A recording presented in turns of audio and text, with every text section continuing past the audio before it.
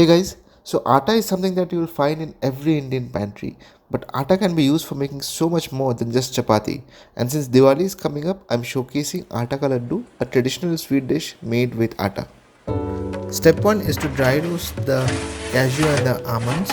You can do it on the pan, but I prefer doing it in the OTG since you can set it at 120 for 10 minutes and then forget about it.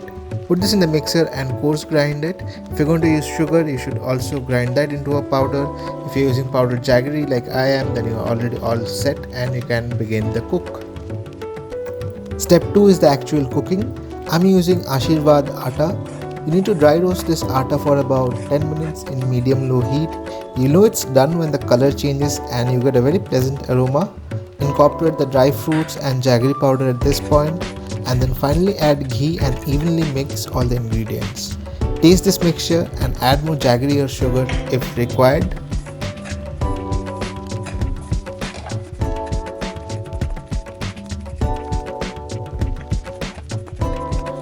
Do you have a unique recipe to share?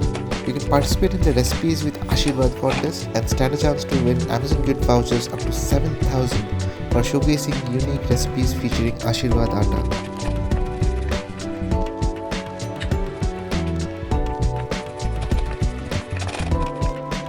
This recipe is deceptively simple. It requires just a handful of ingredients and only 3 simple steps.